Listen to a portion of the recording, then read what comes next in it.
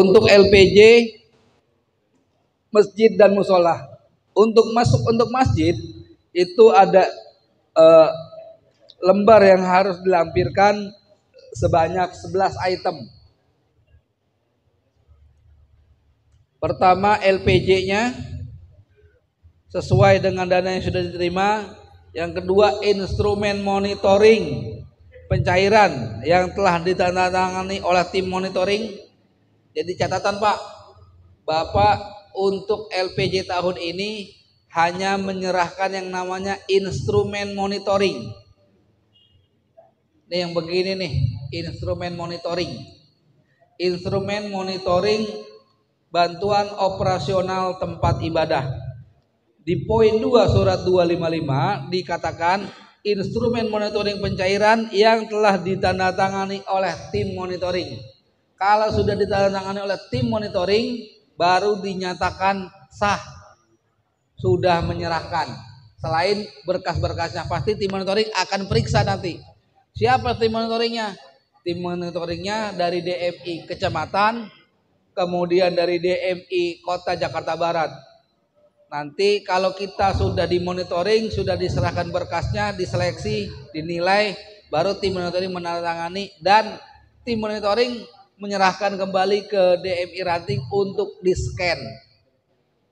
Karena laporan sekarang lembar fisik dan lembar hasil scan. Untuk scan, Bapak DKM tidak usah mengerjakan, nanti scan yang mengerjakan langsung dari DMI saja. Kemudian yang harus disiapkan, fotokopi kartu registrasi yang warna hijau, fotokopi buku rekening halaman depan, print out dana masuk atau print out dana masuk. Ini yang untuk DMI dulu ya, yang untuk masjid dan musola. Untuk masjid dan musola, print out buku rekening yang sudah dikasih. Bagaimana dengan rekening yang masjid baru? Masjid baru kemarin dapat 2 rekening. Ada rekening yang ada isinya berikut dengan buku rekening dan ATM.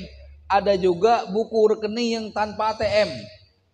Nanti Bapak print saja yang ada isinya. Bawa dua-duanya ke Bank DKI Syariah.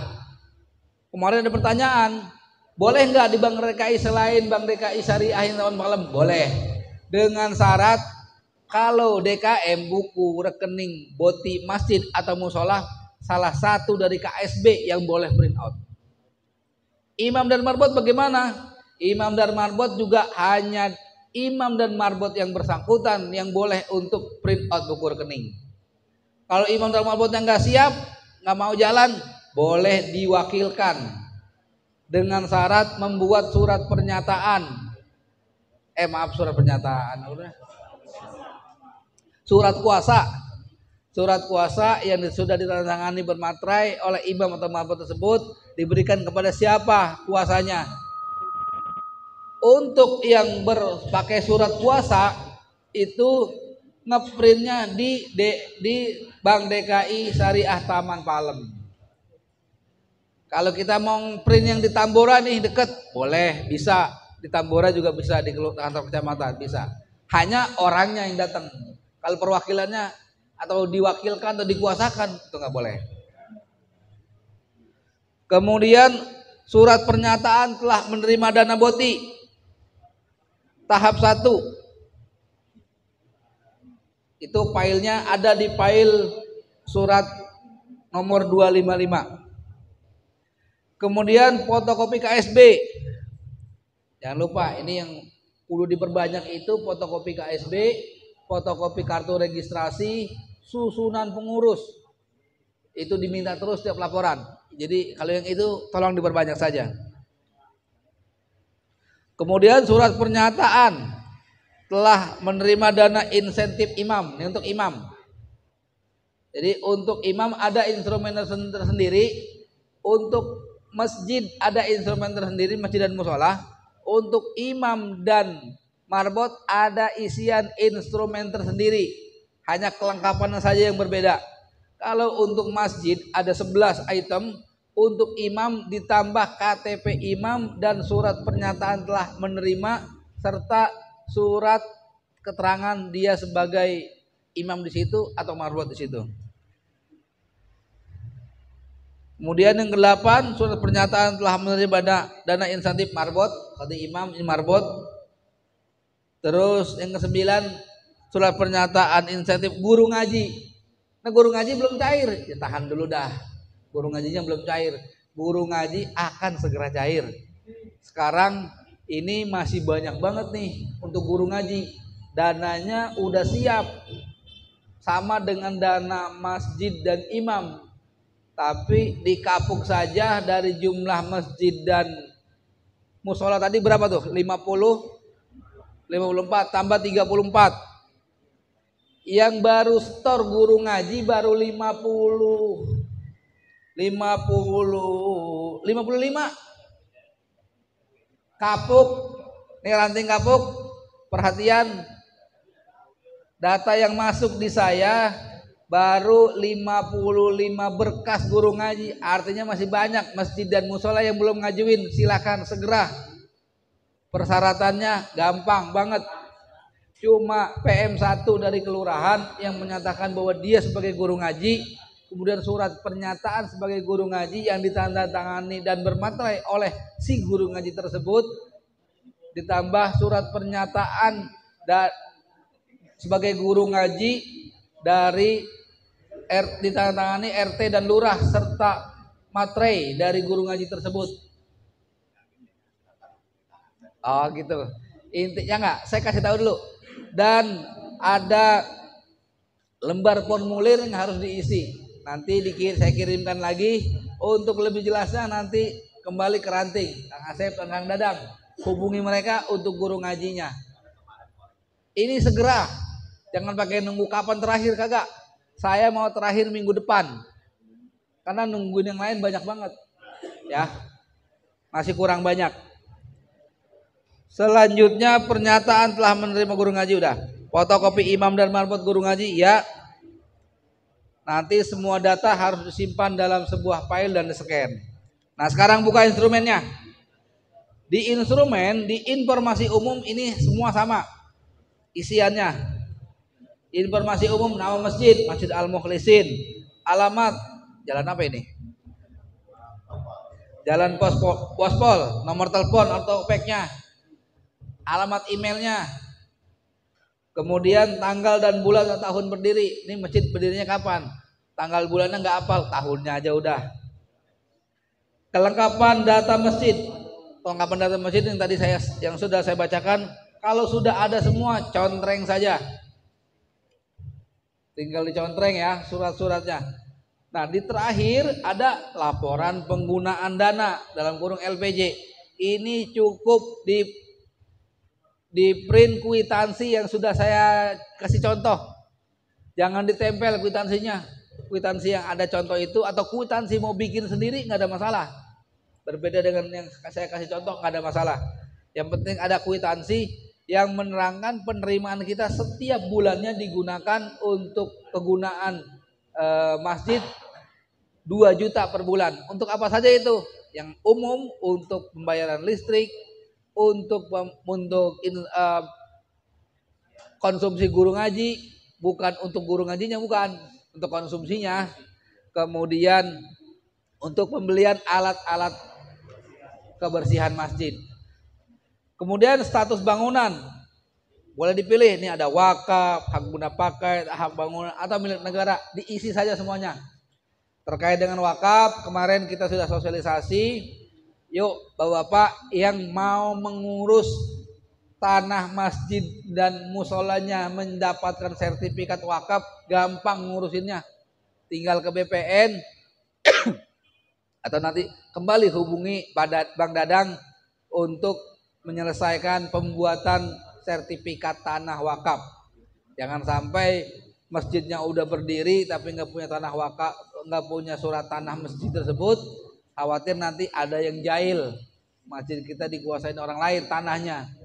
Karena harga tanah naik terus. Nah kemarin yang dapat keistimewaan Pak Eman nih. Dia dapat keistimewaan, dapat gratis semuanya, alhamdulillah. Kesempatan.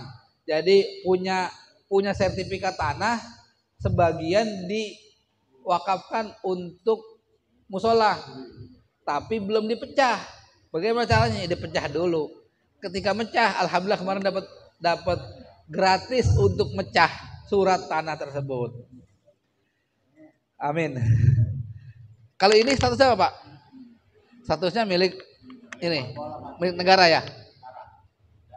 Hah? Punya pospol kan? Ya berarti milik negara nanti. Jangan kita bilang milik kita, jangan.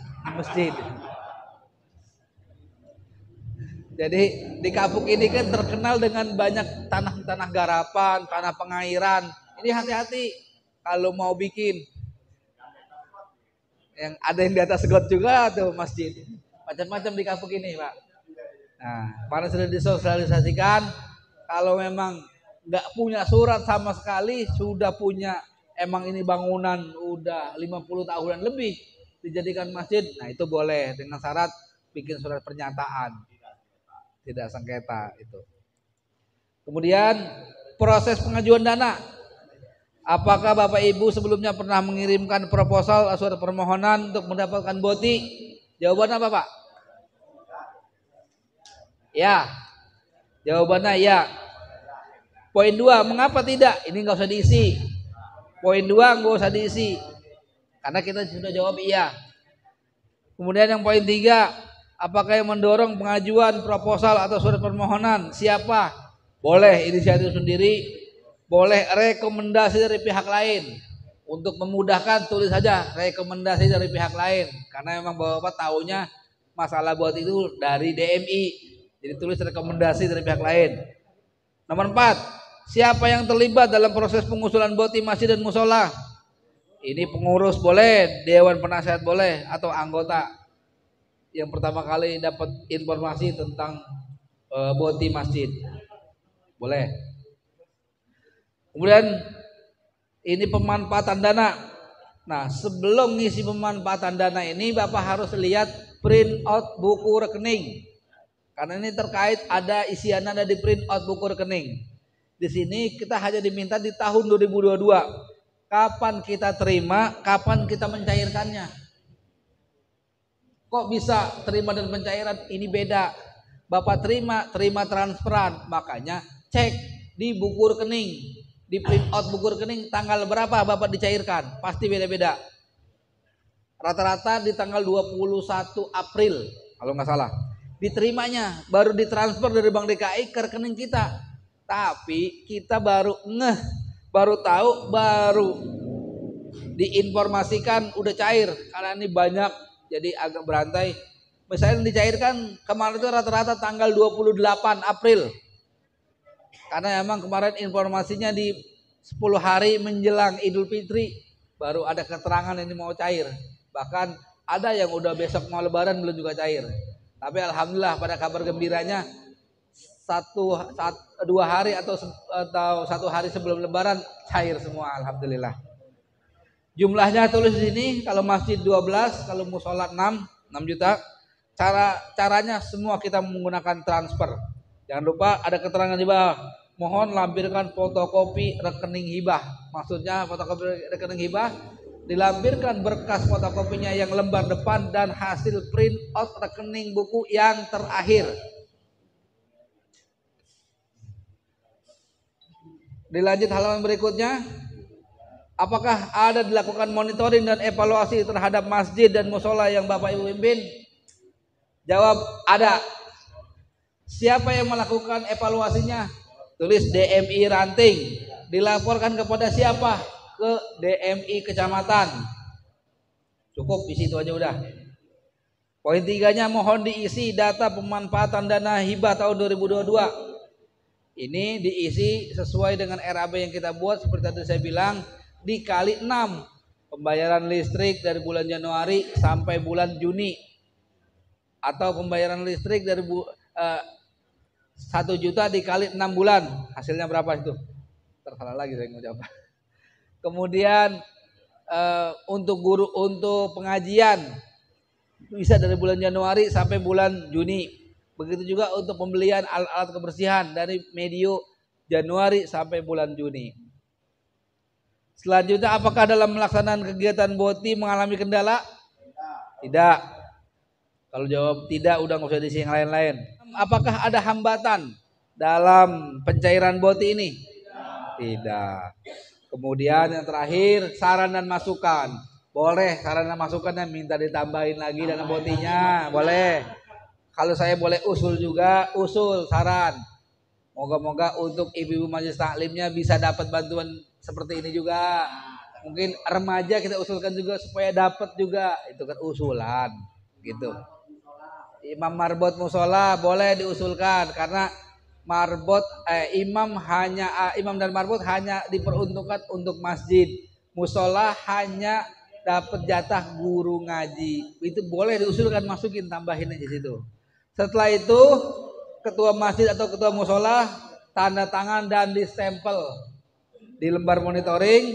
Nanti yang untuk validasi tim monitoring baru saya akan menandatanganinya. Setelah saya tanda tangani dari tim monitoring, baru kita akan melakukan scan laporan ini disertai dengan hasil pemberkasan yang sudah sempurna. Kalau berkasnya dari item yang diminta kurang, kita akan balikan lagi ke TKM masjid dan musola bersangkutan. Ya, saya kira ini yang bisa saya sampaikan. Nanti kita bisa gelar tanya jawab. Nanti kita bisa ramah-tamah, bisa berdiskusi bareng untuk beberapa hal, pertanyaan-pertanyaan. Insya Allah mungkin bisa saya jawab. Padanya saya persilakan.